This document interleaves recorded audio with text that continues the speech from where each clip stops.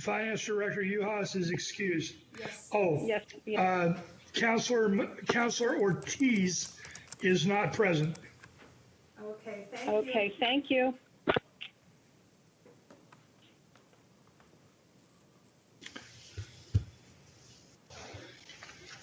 So we have 5 out of the 6.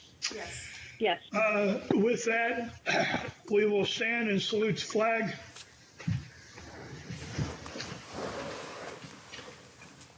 I pledge allegiance to the flag of the United States of America and to the republic for which it stands, which it stands, one nation, under God, God, indivisible, liberty, with and liberty justice and for all. justice for all.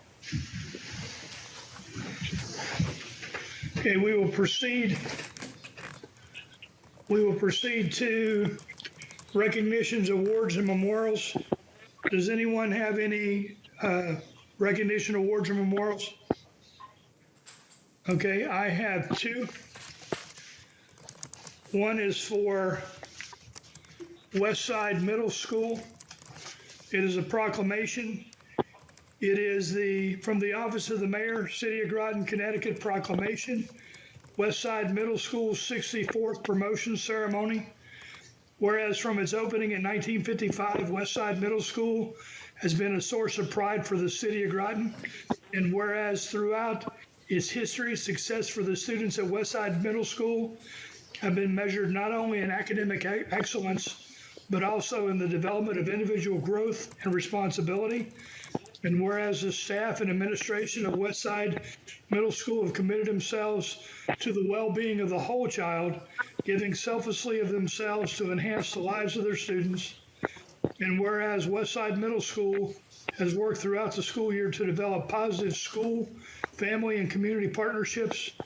And whereas the class of 2020 exemplifies both the academic success and the spirit of community that was true of the Westside Junior High School class of 1956, therefore be it resolved that I, Keith Hedrick, Mayor of the City of Groton, on behalf of the citizens of City Council, do hereby proclaim the week of 7 to 13 June 2020 as Westside Middle School Week, and wish to extend our congratulations on the occasion of the 64th and final promotion ceremony of Westside Middle School, given under my hand this 11th day of June 2020, signed Keith Hedrick, Mayor, City of Groton.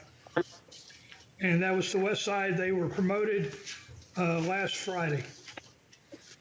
And then the next proclamation that I have is from the Office of the Mayor, City of Groton, Connecticut, proclamation, Fitch High School Senior Class of 2020 month.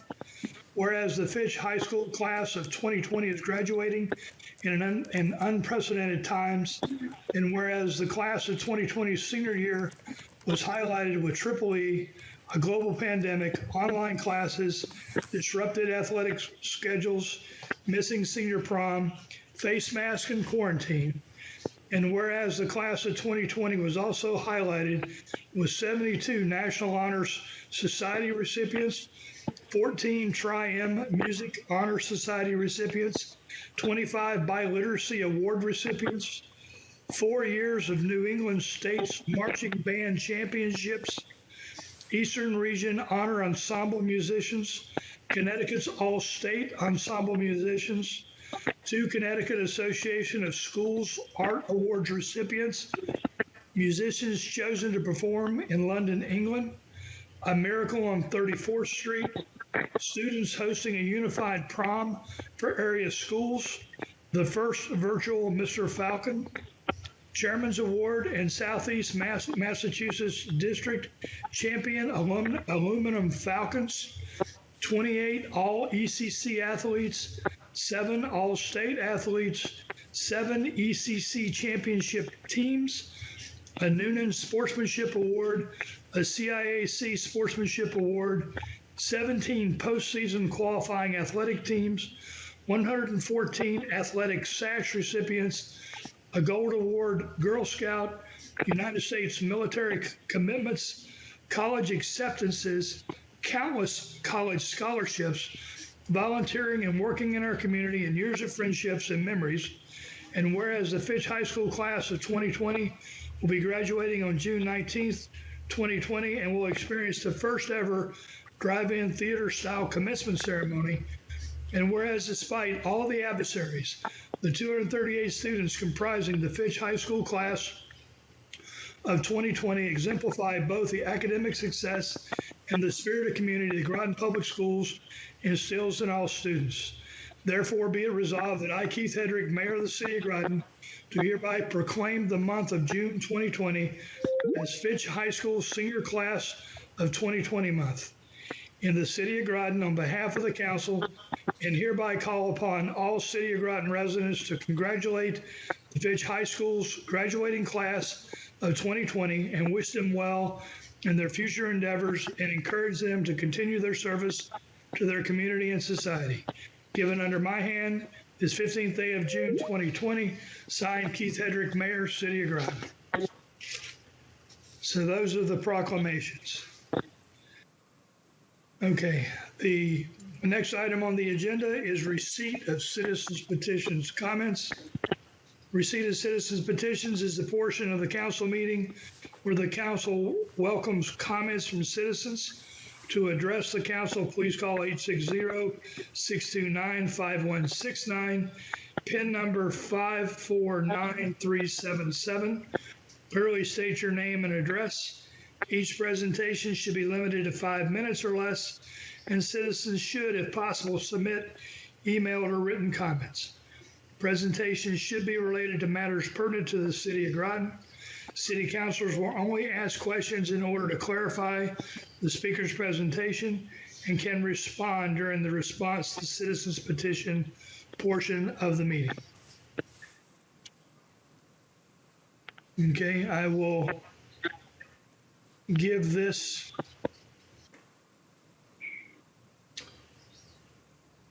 a little bit of time. This will seem like a long time, but I'm going to go 30 seconds since we are virtual.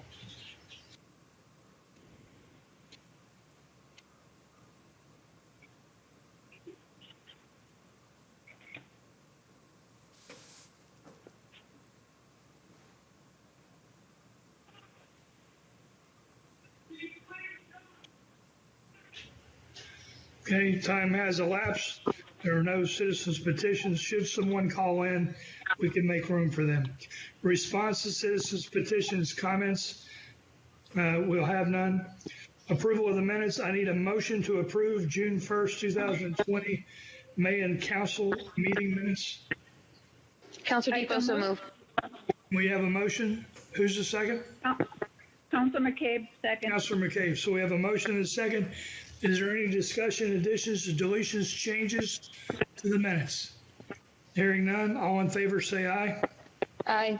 Aye. Aye. Opposed? Abstentions. Okay, under communications and reports, I will recognize Chief Spellman, the Chief of Police, so that he can give us a police update. With that, Chief, you have the floor.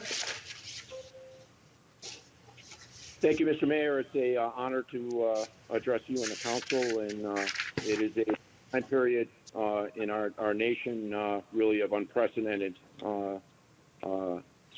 occurrence. Good evening. As a career law enforcement professional, I've served in 5 separate decades, and I have nearly 34 years of service as a Connecticut State Trooper. I retired as a lieutenant. And as a local patrolman serving in this community, and for the last 3 years, it's been my distinct honor to be your chief of police. The murder of Mr. Floyd in Minneapolis was a reprehensible act of police brutality. Publicly and to an officer and an agency, we condemn the action.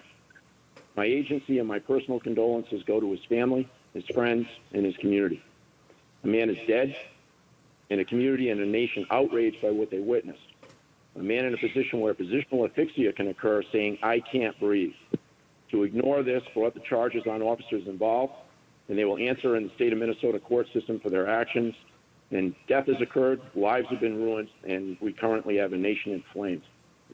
On June 1st, I want to read into the record a statement I made on our departmental Facebook account. Indicated in Minneapolis, a man has died during an encounter with local police. My thoughts and prayers are for the family and friends of Mr. George Floyd. The video from the incident is disturbing and casts a shame collectively on the law enforcement profession as a whole. That the officer responsible is charged criminally and will face trial for his actions is an earned consequence. As a career law enforcement professional, I was sick with what I saw, and we as a profession are so much better than this. Today, I struggle with what I could do or say in my role to acknowledge a wrong and promote community healing. I heard people I deeply respect state and being silent in what was observed here was being complicit. Being complicit violates the oath we all took.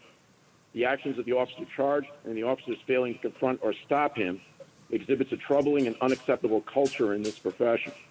We collectively have to do better. The core values of the Groton City Police Department are honesty, integrity, trust, and service. What was observed on tape in Minneapolis reflects none of these values. What occurred was inexcusable. As a profession, we collectively own its consequences and are committed to doing all we can to earn again the trust of all of our community that we serve. I want to address the city of Groton as a peaceful community. While we are not Mayberry RFD, we are not a community where it is unsafe. Often our car breaks or thefts are from unlocked ones by citizens that are lulled into a false sense of security by a low crime rate and our very visible police force. The strength of the city of Groton in one way is its tradition, the spirit of Fort Griswold, where freemen stood in defiance of tyranny, and those people came to face the assault on their position of an incredible army of the English at that time to earn our freedom. Their bravery, be they white, be they black, be they Native American, their bloodshed are the backbone, heart, and soul of the city of Groton. What makes our community truly unique and a model for hope in the days to come, probably for our country as a whole, is our diversity, our tolerance for each other, our community spirit of support. A protest march occurred recently, and it's probably the most American of our basic rights. The right to protest earned by the blood of those that defended Fort Griswold. Their sacrifice giving way to the birth of the greatest nation on earth. One must ask in our time, are truly all men created equal when we see the fate of a Mr. Floyd and what occurred in Minneapolis? The Statue of Liberty calls for our huddling masses yearning to be free. As our nation grows and evolves, our lows, such as the Floyd murder, draw us difficult questions. This past Sunday, as I refer again to the protest march, came to our municipal building 1,100 strong, seeking answers, seeking justice, walking nearly 3 miles in summer heat. It was peaceful, it was loud, and it shook our community. Speeches were made, but it is us collectively, everyone listening on this call, that must address what occurred. We are entrusted to serve our community in these troubling times. The public is angry, it's frustrated, and it's saddened. They are demanding change. The level of violence, venom, and vitriol directed at today's law enforcement professionals is frankly unprecedented. In this line of work, you can do everything expected, and an incident 2,000 miles away will define you. Our personnel are disgusted with what they saw on tape occurring in Minneapolis, and they are shaken by the anger of the community. 2 weeks ago, people brought us dinner during the pandemic. In the aftermath of Minneapolis, we've had a vehicle egged. To be called a racist is hurtful to the men and women serving here or are far from it. Please know that the city of Groton has much to be proud of in its police department. I am compelled to defend the good women and men serving her currently. My wife made an observation to me that troubled me deeply. Society and media seeks to almost dehumanize our police forces. They are seen as that cop. Please remember also that they are mothers, fathers, wives, husbands, siblings, a son, daughter, relatives, and friends. They are very human. They have feelings, they need support, and quite frankly, they need our community's prayers at this time. We have the most diverse agency in our area. We are likely the most diverse agency of our size in the state. Our Sergeant Corps has 6 positions, 2 African-American males, a female officer who is African-American, a Native American, and 2 sergeants that are Caucasian. In my tenure as chief, I have promoted 2 to sergeant, the agency's first African-American female officer and an African-American male. Our corporal rank has a female officer promoted by me, Brittany Delacruz. She was named Officer of the Year and named our youth officer. She will soon have society's most important title, the title of Mom. We have hired the agency's first Asian American officer and our first Latina officer who is bilingual. We have a Native American officer who is the grandson of local marathon legend Tarzan Brown. A bilingual Latino officer, our liaison to Community Speaks Out. We check all boxes with our diversity, and we serve this community with those values of honor, integrity, trust, and I believe we serve with love of the community that we are absolutely an honor to serve in. We have sought to serve those who fight opioid addiction. When Shine a Light on Heroin begat Community Speaks Out, we were ahead of our region in the fight. Eric Jenkins and I have had the honor of serving on the State Senate Legislative Task Force for opioid abuse. A Latino legacy officer who serves in this agency, Officer Alejandro Rosa, working with Joe and Tammy Delacruz to fight addiction. He is bilingual, and his outreach and efforts is in the highest traditions of law enforcement anywhere. He is a husband and father. He's an amateur boxer. He is all that is good in our profession, and he's doing great work in that area in our community, and it's something that we should be very proud of. Our initiatives in response to serving the growing population on the autism spectrum is also a great note, hope and note. The de-escalation techniques of ALEC training are superior. I am proud to say I brought ALEC here as a patrolman in 2015, and in 2018, Officer Bobby Harris, an African-American Navy veteran, took the extra step of becoming an ALEC instructor, to our knowledge, the only ALEC instructor in the state of Connecticut.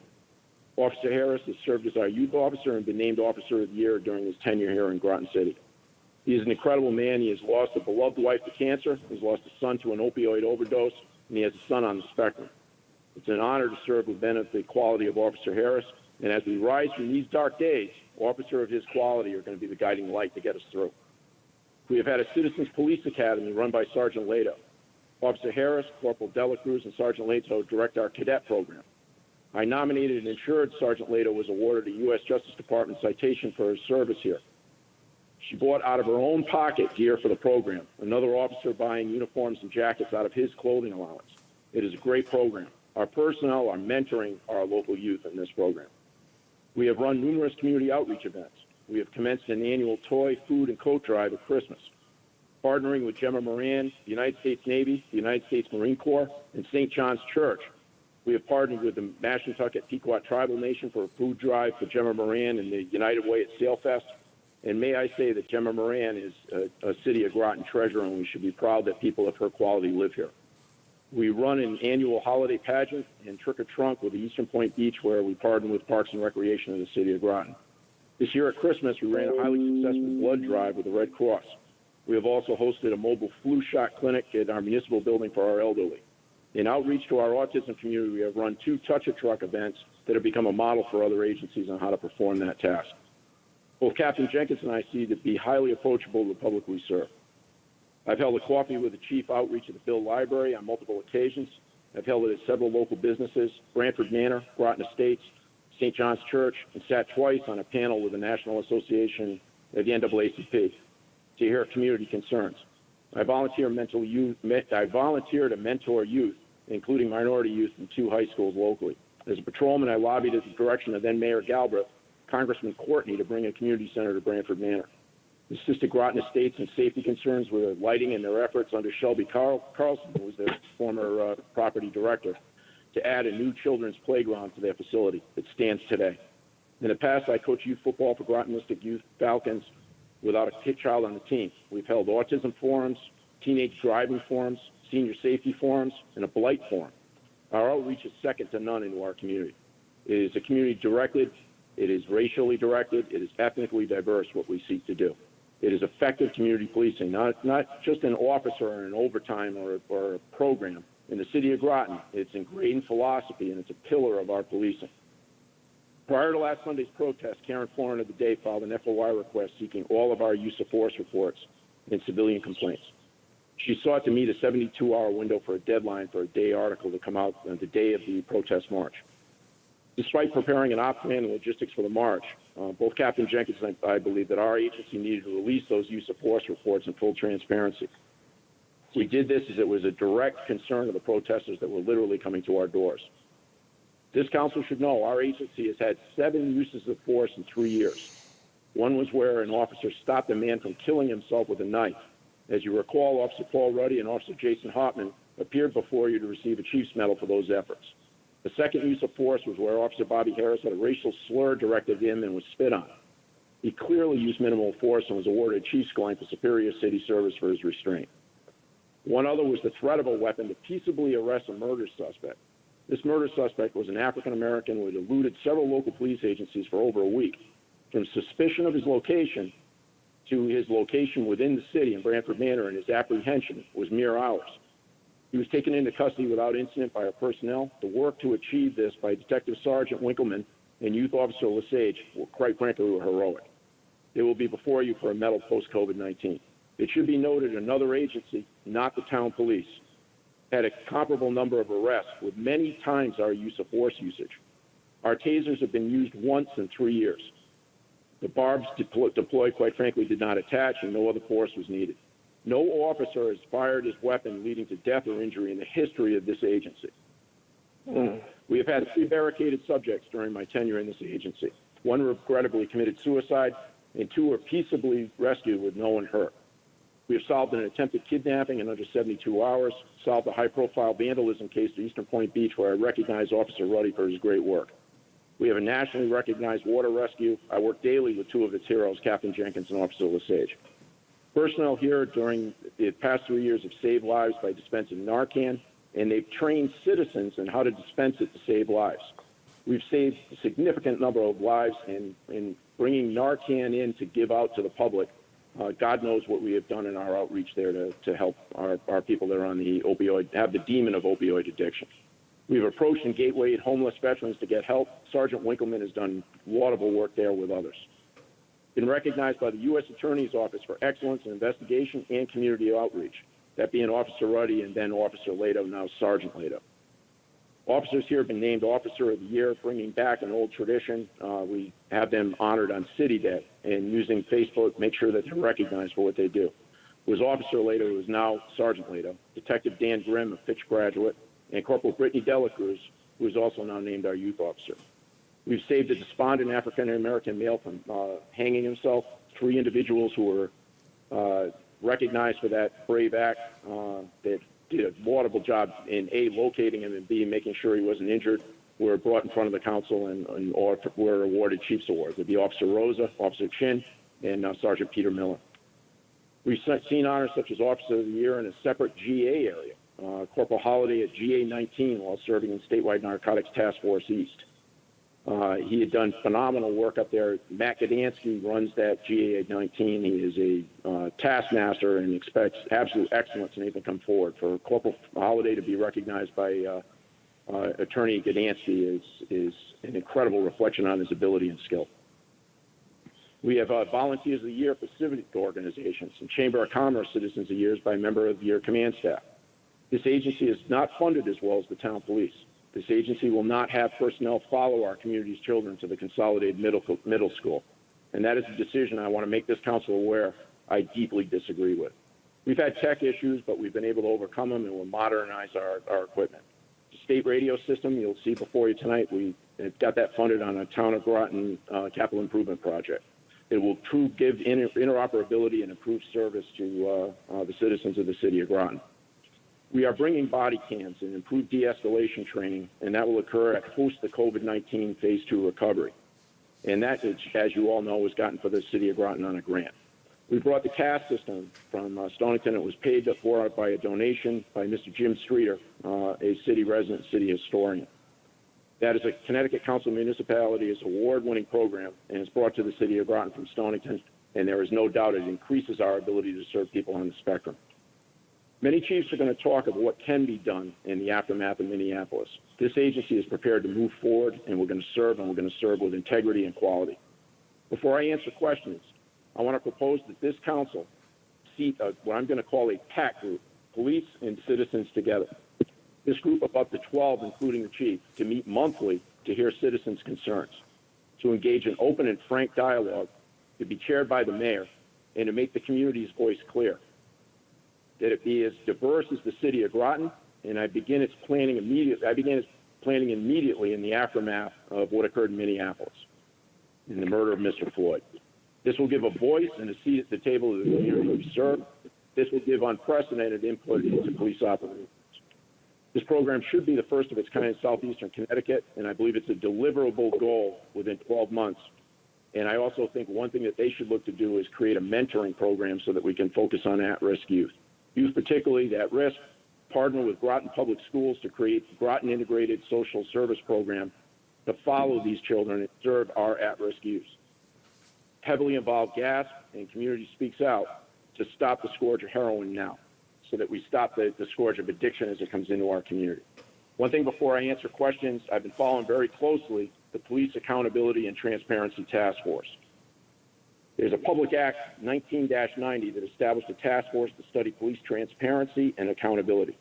The task force is comprised of legislators. There's 11 voting members, 3 non-voting members, and they're trying to meet and develop a preliminary report and then a final report in December 31st of 2020. They are going to be talking about pillars, and 6 pillars in particular from what I've found and what they're looking to do. Pillar 1 would be building trust and legitimacy. Pillar 2 would be policy and oversight. Pillar 3, technology and social media. Pillar 4, community policing and community policing and crime reduction. 5, training and education. And 6, officer wellness and safety. Our core values of our agency, as I said previously, are honor, integrity, trust, and service. So when Pillar 1 became building trust and legitimacy, it caught my attention immediately. They were worried about the role of policing and things like past injustices that occurred in our community, procedural justice. They want to ensure that we have workforce diversity. They want to ensure that we do community services. They want to change the culture of policing, adopt a guardian versus a warrior culture of policing. I think we are well aware that we're moving forward on that with our community policing program and our program of outreach to our community. I think we're in a position where we're going to meet their goals and basically incorporate what they're looking to do or what we're doing already. They're talking about publicly addressing the role of police in past injustices, and that the task force should conduct listening sessions coupled with community surveys by the end of summer, they were speaking, and they wanted a lot of public input on the final report. I believe that that PAC program that we are bringing forward will meet that goal for the city of Groton, and I think it would be a great thing if that reported to an in-house group that we already have with the council, with the Public Safety Committee, before they report to the council of the whole and the mayor. We don't want to put people in a position where they're appointed and we lose the authority and oversight of the council.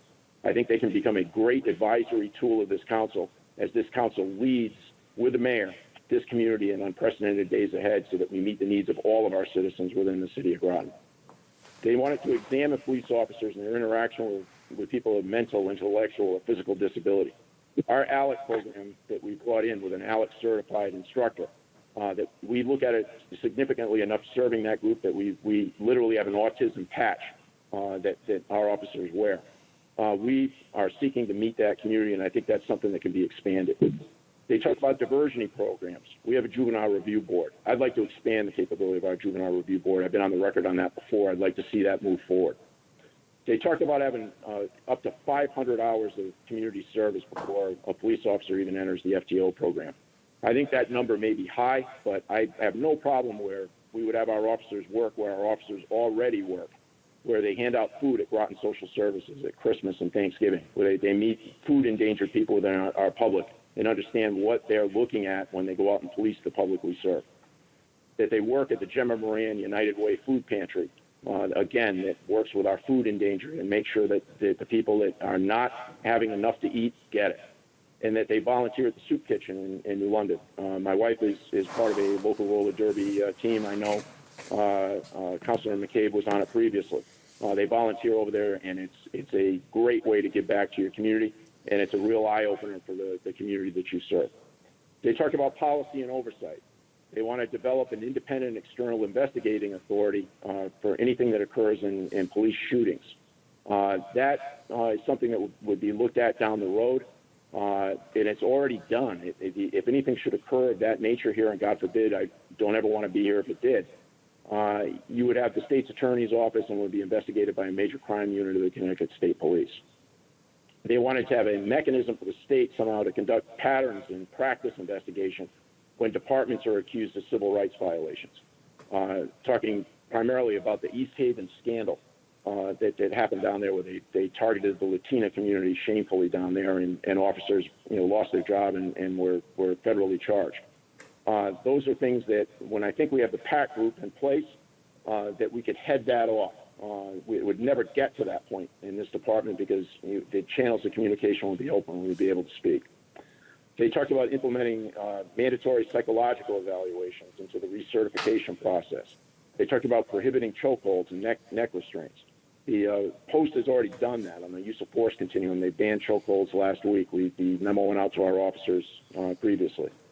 They talked about changing the citizen complaint process. We have multiple mechanisms for citizens to make a complaint to us. They talked about creating a public database. They talked about making all department policies, procedures available online. They talked about identifying state labor issues that prevent police administrators from easily removing unfit officers. Those are all labor issues that are probably going to be handled at the state legislative level, and the impact from those legislative moves that will probably be occurring before Christmas will probably be felt seismically locally. They talked about technology and social media. They talked about evaluating the effectiveness of other less than lethal force tools. Currently, I tasked Detective Sergeant Winkleman to look at such a tool and see if that is something that was viable, that could be used within the state of Connecticut. We're ahead of that process looking at it. It looks to mandate body-worn cameras in all departments. We should have our body cameras out before Labor Day. COVID-19 slowed down the process where we couldn't have people trained up on it in our office without the 6-foot distancing. So it slowed us down. Ensure all policies, procedure, and data are transparent and publicly accessible through the internet. I would have no problem putting that on the department. We have it on the intranet that we have internally. I have no problem putting that on the internet so that in transparency people can see it. They talked about ending the broken windows policing theory. I would caution to be careful on some of those areas. We have a blight program that is the envy of the area. You don't want to create scenarios that limit the ability of government to meet the needs of its people. We have done crime prevention through environmental design, which is a long science that has been in place for years.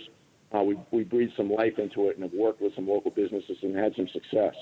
They talked about eliminating consent searches of motor vehicles. We like to define our Fourth Amendment exceptions, but we want to make sure we don't take effective tools away from officers so that they can serve the community they police and keep it safe. They talked about developing a strategy to achieve accreditation. We are accredited. I'm proud to say that we are accredited and we're Tier 1 accredited. And God willing, in time, if we can do it, we'll get to Tier 2 accreditation. The next thing that they talked about is a pillar of 6 is officer wellness and safety. They talked about having early intervention for officers, be it should they need assistance, corrective action, and they made discussion of discipline. I'd be dishonoring the memory of a loyal service of an officer here, Lieutenant Tom Forbes, if I didn't indicate that we need to have, if someone is despondent and having problems, and we need to look at suicide intervention to ensure that our officers have an avenue to turn to if they get too far into the dark end of this job. We have no one to waste on this job, and we have to make sure that all our personnel are healthy both physically and mentally for the community that we serve. I've sent officers to, right now, Officer Harris is serving on a state task force that is looking at that very topic. And he was appointed by the governor. He is serving in that. And Sergeant Winkleman and Sergeant Jennings have both had training in Massachusetts to try to bring some of the intervention tactics and open doors. I talk about open doors and talk to an officer. If you have an issue, make sure that you can come forward and talk to somebody and work it out. We don't have anyone that we can lose. These are things that they talked about. I can say to you that it's awful what happened in Minneapolis. It shook our profession seismically. We had 1,100 people come to our police department in a just protest, and we had young people and older people expressing their views. I've literally had a cup of coffee with anybody who would take me up on it. I offered at that meeting. I've had several, and I've learned a few things, and I'll share one thing. I met with an African-American female. I won't give her name. She asked me to keep it in confidence. And she said to me, "It bothered you," meaning to me, that when you were called a racist. And I said, "Yes, it did." And she said, "Why did it bother you?" And I said, "Because people didn't know me." I said, "They didn't know what I've done and what I've stood for in my career, and I just felt I was unfairly judged." And she said to me, "I'm an African-American female. I've had people do that to me my whole life. You truly know how I feel now. When you take that knowledge, move forward with it, and better serve our community because we need you." And I learned great wisdom from that woman that day, and it was a great cup of coffee I had. And this council has my word moving forward that I'll remember the lesson I learned from that very wise woman that day, and I thank her for having that cup of coffee with me. if there's any questions for the council to ask me, I'll be happy to answer them at this time. Council? This is Councilor McCabe. All right. Councilor McCabe, you're recognized. Hi, I wanted to thank you for everything that you just said. It was very moving. I want to thank you and your officers for everything you have done, are doing now, and will do going forward as all these changes are taking place. I want you to know that you're appreciated. And one thing that stood out to me when you said that a few weeks ago people were bringing you dinner and celebrating the fact that you're there, and because of the actions of some other police officers not on your force, you're all being looked at in a different way, and that is heartbreaking. And I just wanted you to know that that lesson that you learned from your coffee that you had with that woman, I know you're going to take that and move forward with it. And I think we should all kind of think about our actions as we condemn anyone based on the actions of other people. So I guess that's all I wanted to say was thank you for speaking out. Councilor Carter, can I say something or add to that, rather? Councilor Carter, you have the floor. Yeah, it's not a question. It's more of a comment, just to piggyback on that. I think oftentimes, and I really think in this situation, I'm from Groton. I know Groton. I know the chemical makeup of both police departments, of Groton Town and Groton City. And I even know that at one point Groton City had they did have a time where it wasn't diverse. And, it was kind of like the quote unquote black hole, it was like an elephant in the room. And I think since then, Groton City absolutely has a model that, other areas, the state, can see, I think that when this all came about, like as a council member, as a citizen, and as a trooper, one of the first things that I thought about was our RPD in Groton City, and I said, well, we're on our way. We're good to go. Yeah, I know even across, just a few miles down the road, they have quite a bit to go. But Groton City, we're on our way. There's still a lot more that we can do. Me personally, I wasn't at the peaceful protest. I was working myself.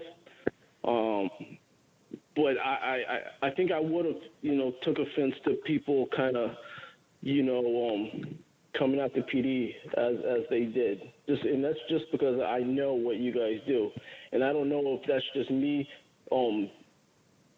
knowing the chemical makeup of all the police departments around here, but that's just something that I do know, and I think the regular citizens need to just be more informed.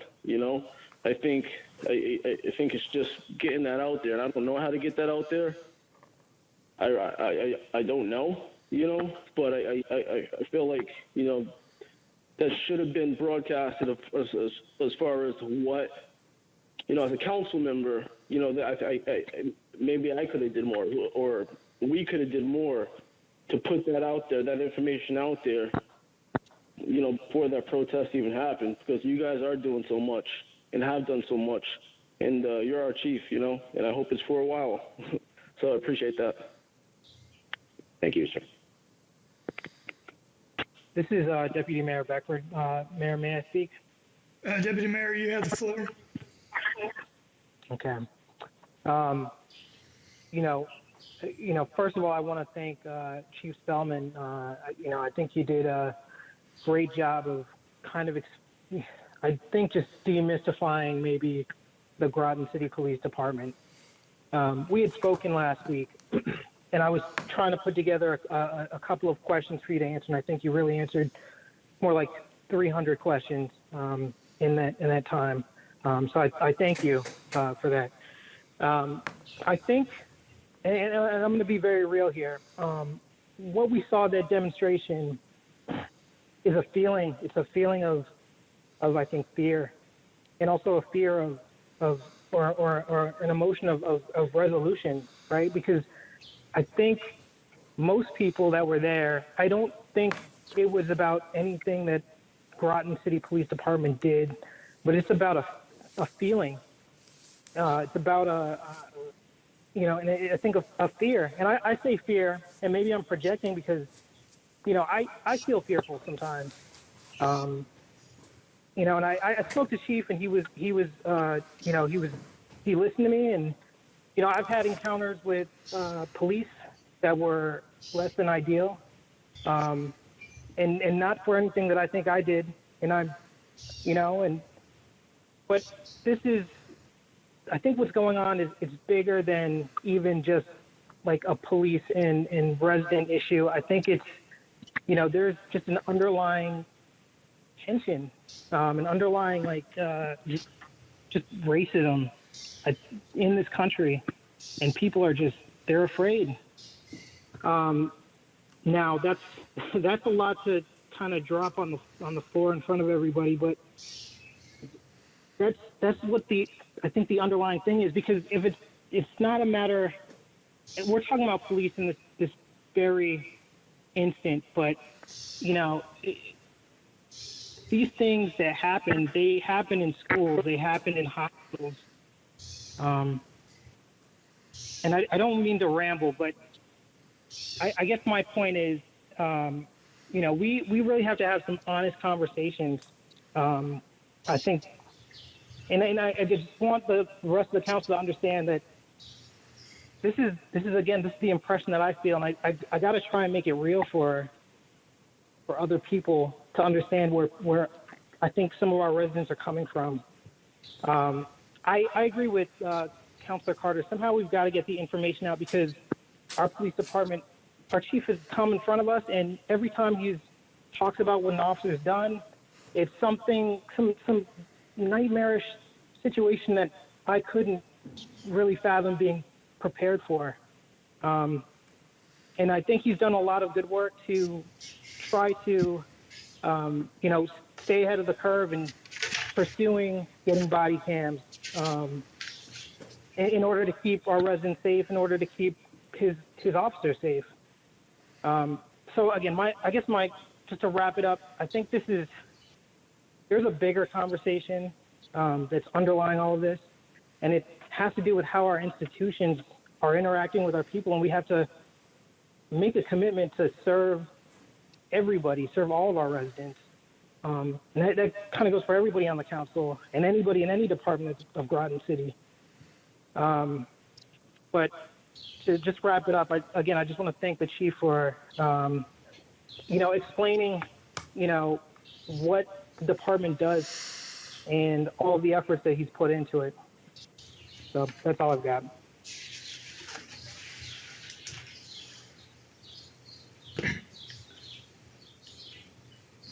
This is Councilor Stanford. Jamal. Councilor Is now exiting. Councilor Sanford, you have the floor. I would like to thank Chief Spellman and the entire city of Groton Police Department for all their efforts. You eloquently spoke about what this city is doing, the city's police department is doing, and moving forward. And I just want to commend you for your effort, and I support you and applaud you moving forward. Thank you, sir. Councilor Depot, would you like to? Sure. Thank you, Mayor. I just want to echo what everyone else has said. And, I've been having conversations with people over the last couple of weeks as well. And, a lot of the efforts that the chief has made have kind of been in this direction to address community issues as a whole, which obviously this is, a large one. And I think that we are lucky to have a department that already saw this as a direction we needed to move in, and we police the community a little bit differently, I think, than some other departments. And again, just thank you to the chief for being so willing to have conversations and, just put himself out there, because it's not always fun to put yourself out there. And, like he said at the protest, you've got people kind of coming to you as a representation of the whole profession, and that's got to be difficult. So, I just want to say he's doing a great job, and thank you for being such a good leader in the community. Thank you, man. I want to follow that up with, I agree with what everybody has said, and I thank the chief and the entire department for everything that they do.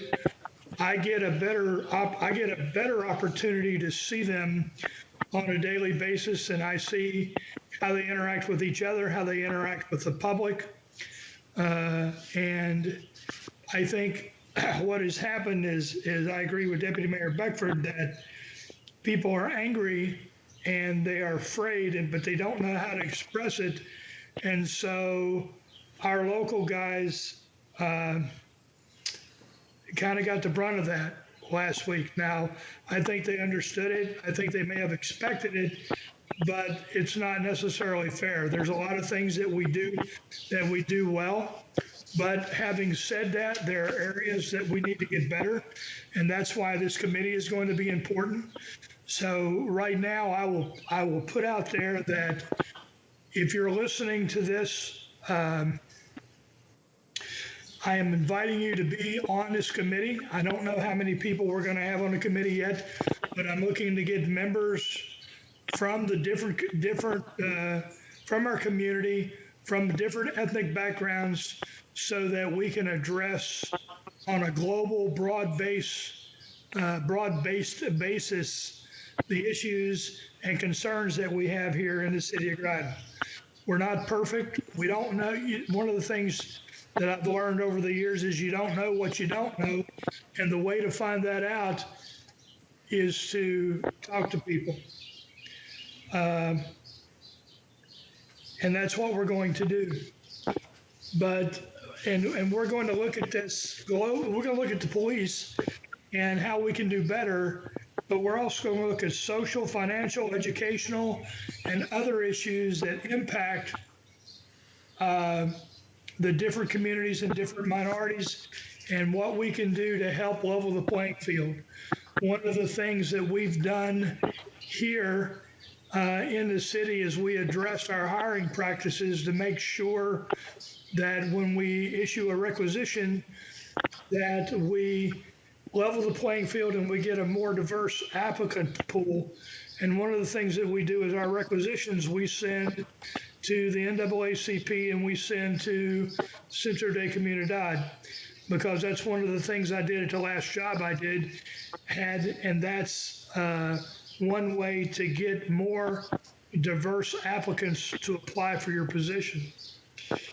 But one of the things that I do want to say is that I can, in one breath, I can talk about the police and talk about the great things that they've done here locally.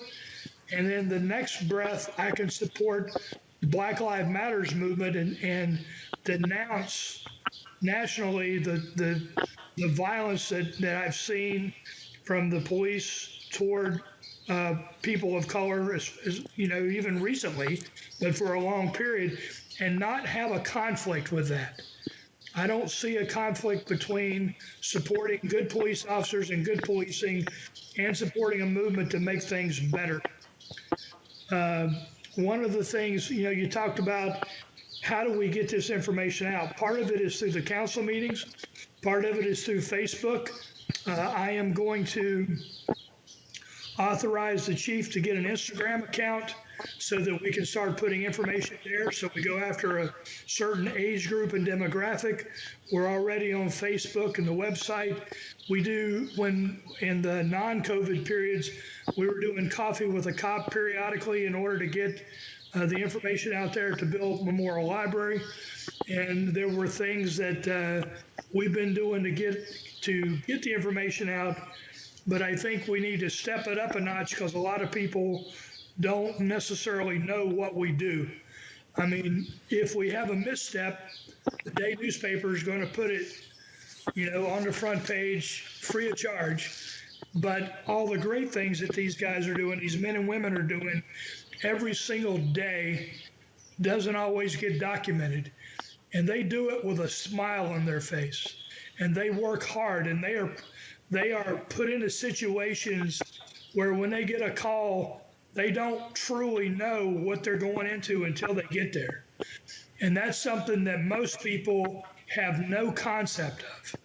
But that's what these men and women work with. They face every single day, and they keep coming right back for more. So we are very fortunate to have the group that we do have here. But like I said, we are going to continue to get better. We're going to use this as a learning moment, and we will get members of the community that are going to be involved. There's several people that Chief and I are talking to already to get some clergy involved, some other local leaders in the community, that we can get people to help us with the next step. So that's all I have. Chief, anything else? I would want to give as a point of emphasis again the PAC, the police and citizens together. I think it'll open up some communication that is not occurring already, and I think it gets the outreach in. And I'd remind the great words of Tip O'Neill, where he said all politics are local, and that you have to get down to the grassroots. And one thing I think, the sting in any rebuke is the truth. And I think we have our work ahead of us, and we need to outreach into our community even further than we are. I think this Instagram account, and I thank you, Mayor, for greenlighting that, will reach a younger demographic.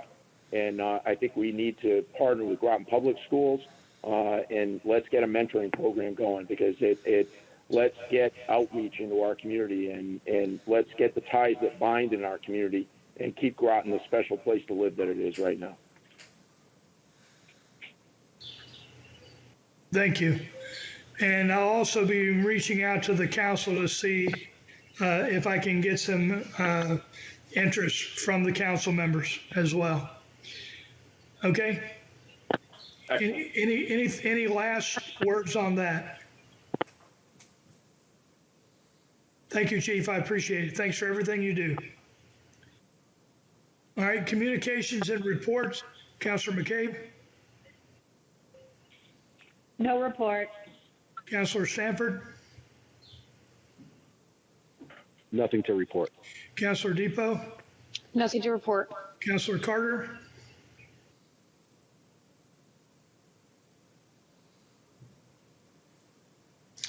Deputy Mayor Beckford? Nothing to report. Okay, thank you. We will move on. Committee referrals. Do we have any committee referrals? This is Counselor Depot. Councilor Depot, you have the floor. I just wanted to make a couple referrals to beach and parks. With all of this, the rules and everything being modified for the beach, I think a few things have been brought to my attention, at least by residents, and that are general issues that are kind of curious that happen at the beach. One is our opening day. I'm not quite sure, what all the reasons are that we don't open on Memorial Day, but I'd like for the committee to take a look at that, because a lot of the beaches in the area open on Memorial Day, and the weather is usually pretty good. The other reason for it is some of our rules apply starting Memorial Day, so it kind of doesn't make sense, and I think it's a little confusing for residents that we're not open technically, but we're open and they can come. So I think it'd be good to take a look at that, at possibly opening on Memorial Day instead of the middle of June. And then the other thing is, and this has come up several times, and I think we've discussed it, is having a flag year-round on the flagpole. I've had a handful of people ask me why we don't, and I don't really know the reason, other than I know that it has to be lit if we leave it up all the time, and it will incur a little extra cost because it's going to have to be replaced more often. But I'd like the committee to take a look at what that would be, the cost and logistics of maybe leaving a flag up there all the time. I think there's a lot of residents I know that would appreciate that. Okay, any other committee referrals? Go ahead, Councilor Carter. Sorry. We just met as a committee last week, and we haven't been meeting frequently. So I was thinking about that. What you asked about the Memorial Day or the startup date, that wouldn't even hit the committee in time. So that would really just be a discussion between the mayor and the director. Well, I don't know. this is Councilor Depot. It would be a discussion for next year. Oh, you're talking about next year. Oh, okay. I think Yeah. All right, I got you. To address the issue regarding the flag, the only way we're going to put a flag up year round or all the time is if we have electricity. Right now, we do not have lights down there, but it is something that I'm going to talk to Groton Utilities about either running electricity there. I've been told that the house doesn't have the electric system to support that, but that doesn't mean we can't go with some kind of solar lighting.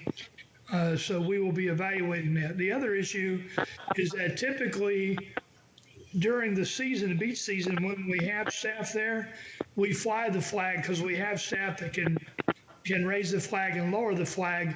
Typically on a daily basis, I don't have the staff to raise and lower the flag unless I'm going to bring people in at night to lower the flag at 4 hours of overtime just to lower the flag. And that's one of the things that we've been wrestling with in the past. I know for those people that where the flag is very important, and it is important to me as a veteran, that's not going to be a very solid reason, and I get it, but that's why we're going to look at doing the lighting and then getting the flag up there 24/7. Any other committee referrals? Okay, on to new business. Councilor McCabe. Thank you, Mr. Mayor.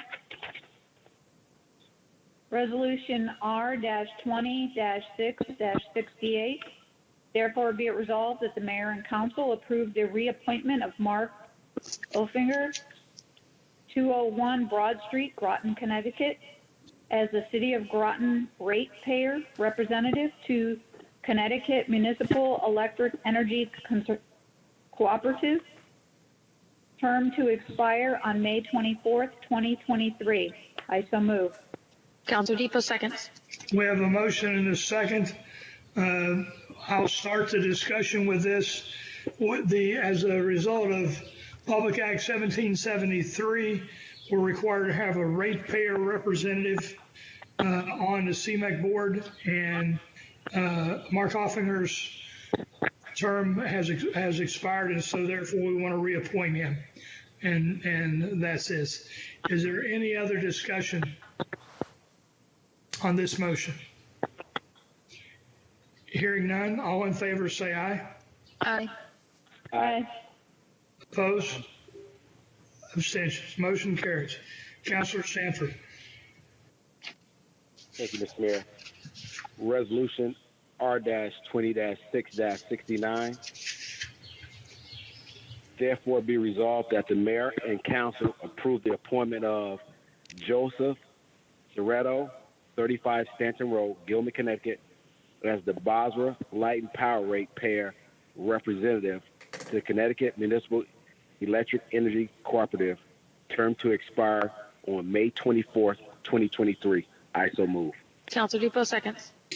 We have a motion and a second. The discussion is that this position has been vacant, and we've been working with Basra to get a ratepayer representative. And the way that the PA 1773 is interpreted is that Basra will go through their appointment process, and then the city council, because we own Groton Utilities, which then owns Basra Light and Power, the municipality will or the legislative body, meaning the council, will approve the appointment of the ratepayer. So that's why this is here. Is there any other discussion? Okay, hearing none, all in favor say aye. Aye. Aye. Aye. Opposed? Abstention. Motion carries. Deputy Mayor Beckford. Resolution 20-6-70. Therefore, be it resolved that the mayor and council authorize and approve the city of Groton to purchase and modernize the new radios to enable the city of Groton access to the state of Connecticut radio system from Communications Plus LLC, 84 Salem Turnpike, Norwich, Connecticut, for a total cost of $181,523.20 to be paid from the town of Groton's capital improvement program. I so move. Counselor Depot seconds. We have a motion and a second. This was alluded to by the chief regarding our radio system, and that's what this resolution is for. This will give us the connectivity with the town of Groton, and it'll also give us a broader range of contact of radio coverage in the city and town, and even in the New London and beyond. Any other discussion? Hearing none, all in favor say aye. Aye. Aye. Aye. Opposed? Abstention. Motion carries. Councilor Depot. Thank you, Mayor. Resolution R-20-6-71. Therefore, be it resolved that the mayor and council authorize and approve the police department to purchase 12 new computers from Dell Marketing LP, P.O. Box 643561, Pittsburgh, Pennsylvania, in the amount of $14,309.13 to be paid from FY 2020 operating funds. I so move. Counselor McCabe, second. We have a motion and a second. Chief, are you still online? Yes, I am. This expenditure is very needed. Our computers are antiquated, and they definitely need to be upgraded. It will improve efficiency in the department, and it'll give us a base. I want to give great credit to Sue Blanchette and Gerald Flurry and our IT department for assisting us in this. And I hope to put the CAS icon on our computer system here so that we would have the ability to utilize that system to serve citizens' needs on the autism spectrum. I think it's a bright future for the agency that we get this new equipment.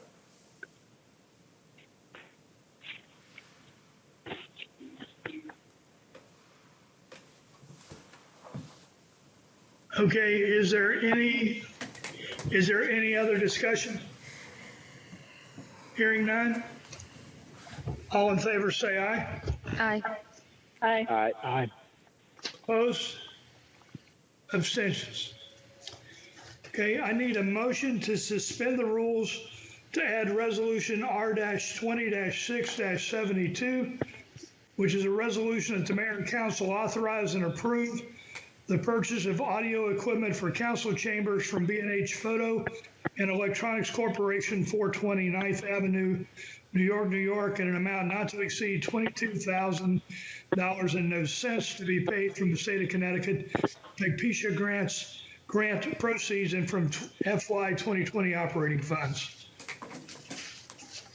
Counselor Depot, so moved. Counselor McCabe, second. Okay, so we have a motion and a second. This is to suspend the rules to add this resolution. Is there, all right, all in favor say aye. Aye. Aye. Aye. Opposed? Abstentions? Okay, since you do not have this, I will read the therefore be it resolved. Therefore be it resolved that the mayor and council authorize and approve the purchase of audio equipment for council chambers from B&H Photo and Electronics Corporation, 420 9th Avenue, New York, in an amount not to exceed $22,000 to be paid from the state of Connecticut PECPSA grant proceeds and FY 2020 operating funds. Counselor Depot, so moved. Second. Okay, we have a motion and a second. This is the discussion on this. We have talked about we received the PECPSA grant. The council accepted the grant, and now this is to authorize the expenditure of funds so that we can upgrade our audio equipment and go to wireless mics. So is there any further discussion? Okay, hearing none, all in favor say aye. Aye. Aye. Opposed? Abstentions? Motion carries. With that, I'll need a motion to adjourn. This is Counselor McCabe. I make a motion to adjourn. Councilor Stanford second. We have a motion and a second to adjourn. We are adjourned. Thank you, council.